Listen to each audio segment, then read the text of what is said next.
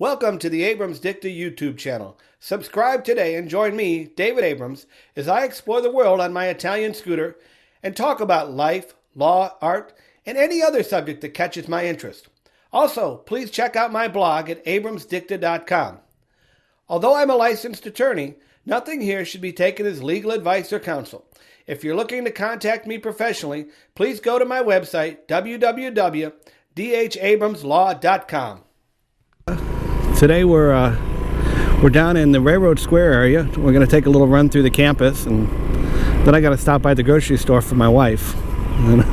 So anyhow, this is Railroad Square, and it's kind of this arts district that we have here in Tallahassee, and it's really it's a cool area. You can see how popular it's become. Unfortunately, I think it's kind of losing a lot of its, I don't know, kind of bohemian thing aspect. You've got a lot more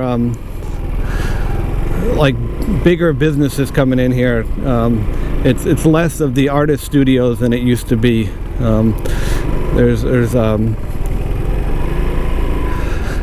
you know, what is this thing? There's a kind of a nightclub type place over here to the, I think we're going to pass in a little bit, and not that there's not still a lot of cool stuff going on, but you can see the development going all around this area, and so I wonder how long till so many of the long-term tenants here are just going to be priced out. And the other thing is, you know, is the parking problem going to persist down here? So yeah, you've got this little place over here, the Proof Brewing Company, that does a pretty good business, I guess, and brings a lot of folks in here. So, but you know, look, we enjoy it while we have it, and it's Mickey Faust Clubhouse. It's a little independent theater group here in town. They're famous for doing political satire, you know, vintage clothing, things like that. But I really have to wonder how this little area is going to change with the development that's going on all around it. The area next to it has been really developed quite a bit. It used to be kind of a warehouse district, and now it's all become student housing, called an area called Collegetown.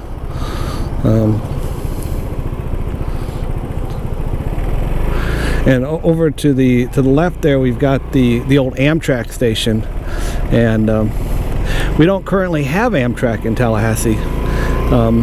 And for the last, I don't know, I guess we haven't had it since Hurricane Katrina came through, knocked out the bridges. But the space that Amtrak used to have has been the All Saints movie cinema, which is kind of this independent place that shows a lot of independent films, a lot of documentaries. It's a great area, or a great movie theater, and I would hate to see us lose that. So I'm hoping that if Amtrak comes back, which there is talk of them doing that they'll do it in a way that lets the movie theater still operate down here, because it really is one of the treasures of Tallahassee. And again, this is all kind of becoming shops and student housing. It's nice. I mean, it is a nice redevelopment of an area that was really falling into disrepair. And you used to come down here, and there wasn't nearly anything close to this level of activity down in this neighborhood.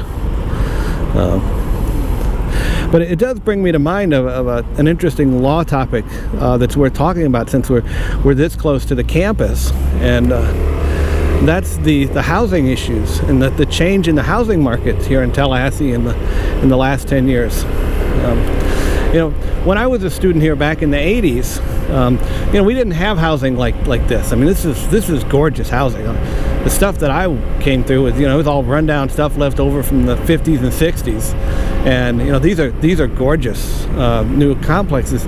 But you know, I'm finding more and more students are coming in to see me about landlord-tenant problems, and they're really serious problems. The corporate landlords that own these places, they don't have the connections to Tallahassee or to their customers the way that the independent guys used to have.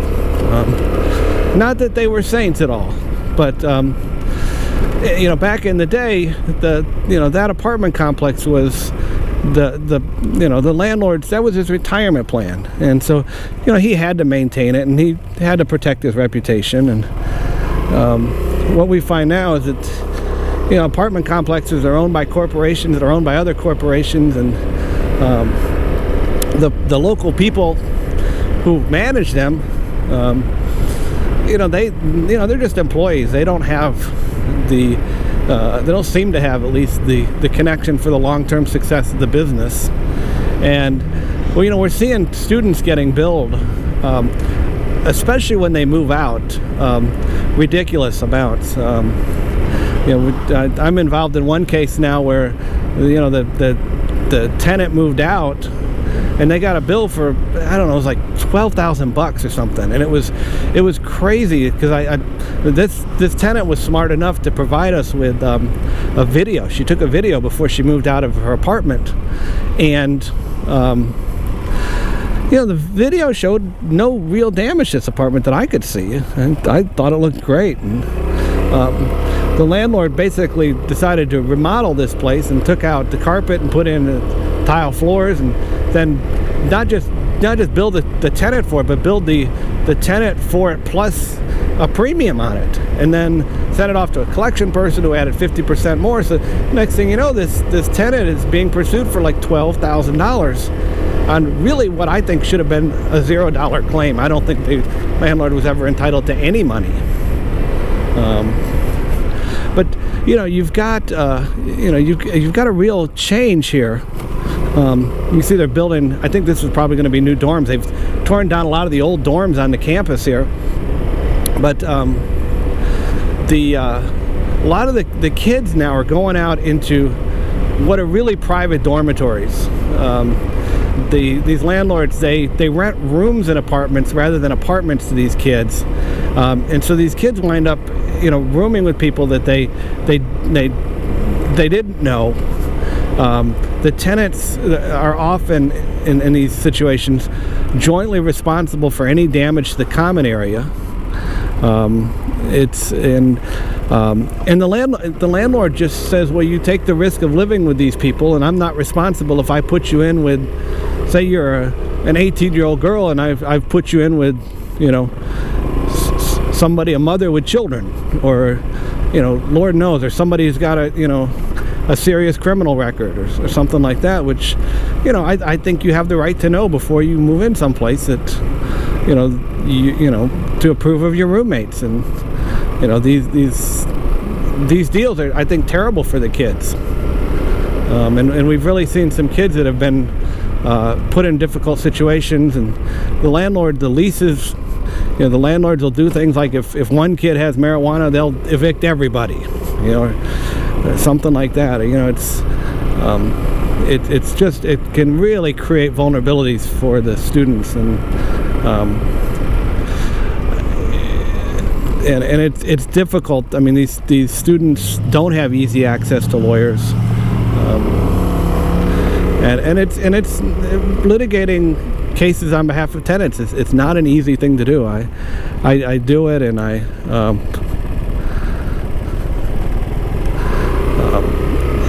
often feel like I'm fighting an uphill battle, with the courts and with getting paid in these cases. But I also think they're really important. I think that having a good rental market is really essential for a rental market with integrity is really essential for Tallahassee. I mean, these young people and their parents are under enough pressure already. A lot of them are going into debt to pay for the education. They don't need a nonsense, ridiculous charge chasing them around for years after their college days. So, but I also would say that a lot of the kids, they have to realize that these leases are contracts, and they need to read them, and they need to keep copies of them, and they need to document that when they move out, they need to take photographs, so that it isn't just the landlord who has photographs of the building when they leave. And they got to be somewhat protective of themselves. And unfortunately, they often don't know how to do that.